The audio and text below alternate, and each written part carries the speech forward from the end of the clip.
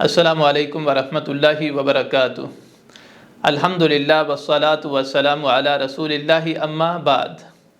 मुअज़्ज़ज़ नाज़रीन किराम, दुनिया की मसरूफ़ियात, दुखों और परेशानियों के इस हजूम के अंदर रोज़ाना ऐसे लम्हात भी आते हैं जब इंसान इन सारी चीज़ों को छोड़ छाड़ के नमाज की अदायगी के लिए, अपने रब से मुलाकात के लिए, अपने रब से बातचीत के लिए मस्जिद के अंदर हाजिर होता है। तो याद रखिए, नमाज सिर्फ इबादत ही नहीं बल्कि दिल के सुकून का बहुत बड़ा ज़रिया है।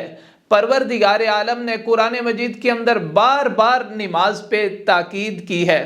इसी तरह रसूल गिरामी सल्लल्लाहु अलैहि वसल्लम ने नमाज को अपनी आंखों की ठंडक करार दिया है और नबी अलैहिस्सलातु वस्सलाम ने वालिदैन को हुक्म दिया कि वो बच्चों को बचपन के अंदर नमाज की तालीम दे।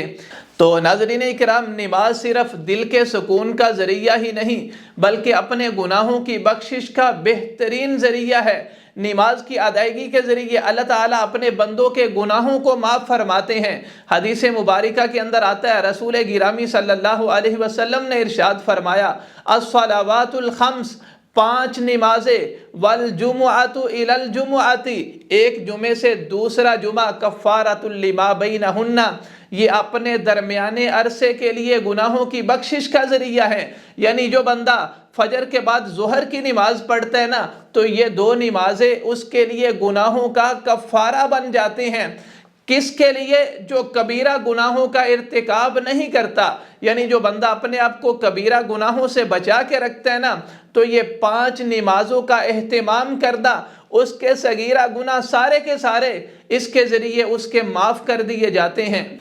दूसरी हदीस में आता है, नबी अलैहिस्सलातु वस्सलाम ने फरमाया, भला मुझे बताओ, अगर तुम में से किसी के घर के सामने से नहर गुजरती हो और वो उस नहर के अंदर दिन में 5 मरतबा नहाए, 5 मरतबा गुस्ल करे, क्या उसके बदन पे कोई मैल कुचैल बाकी रहेगी? सहाबा ने कहा, नहीं अल्लाह के रसूल, जो बंदा 5 दफ़ा दिन में गुस्ल करे उसके बदन पे मैल कुचैल बाकी कैसे रह सकती है? नबी अलैहिस्सलातु वस्सलाम ने फरमाया, इसी तरह मिसाल उस बंदे की है जो दिन के अंदर 5 नमाजों का एहतिमाम करता है, उसके बदन पर या उसके आमाल के अंदर कोई गुनाह बाकी नहीं रहेगा। इसी तरह सैयदना अबू ज़र रज़ी अल्लाह अन्हो की रिवायत के मुताबिक, जिसे इमाम अहमद इब्न हम्बल ने मुस्नद इमाम अहमद के अंदर जिक्र फरमाया है कि नबी अलैहिस्सलातु वस्सलाम एक दफ़ा पतझड़ के मौसम के अंदर निकले, यानी जब दरख्तों के पत्ते झड़ते हैं तो नबी अलैहिस्सलातु वस्सलाम निकलते हैं। आपने एक दरख्त की 2 टहनियों को पकड़ा, उन्हें हिलाया तो उनके पत्ते जड़ने लग गए।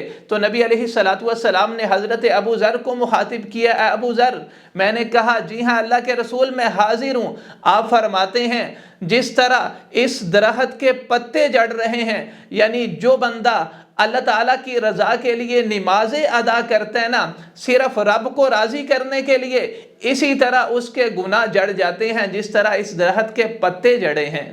तो नाज़रीन इकराम, इसी तरह अबू दाऊद की रिवायत है, हज़रत उबादा इब्न सामित रज़ी अल्लाह अन्हु फरमाते हैं कि अल्लाह ताला ने 5 नमाजें फ़र्ज़ की हैं। जो बंदा अच्छी तरह वज़ू करता है, वज़ू करके खुशू खुज़ू के साथ नमाज अदा करता है, यानी अच्छी तरह रुकू करता है और नमाजों का एहतिमाम करता है ना, अल्लाह ताला का उसके साथ वादा है कि अल्लाह ताला उसे माफ़ कर देगा। इसी तरह सही मुस्लिम की रिवायत के मुताबिक नबी अलैहिस्सलातु वस्सलाम ने फरमाया, जिसने सूरज तुलू होने से पहले और गुरूब होने से पहले की नमाजों का एहतिमाम किया, अल्लाह ताला का वादा है कि अल्लाह ताला उसे जहन्नम में नहीं फेंकेगा।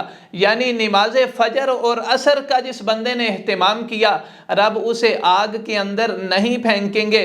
इसी तरह सामईन मोहतरम, हज़रत उस्मान इब्न अफ़्फ़ान रज़ी अल्लाह अन्हु की रिवायत के मुताबिक, जो बंदा नमाज इशा को बाजमात अदा करता है ना, अल्लाह ताला उसे आधी रात क़याम का अजर अता फरमाते हैं। जो बंदा नमाज फजर बाजमात अदा करता है, अल्लाह ताला उसे भी आधी रात क़याम का अजर अता फरमाते हैं। तो मतलब जो बंदा इशा और फजर को बाजमात अदा करता है ना, अल्लाह ताला इसे सारी रात क़याम का अजर अता फरमाते हैं।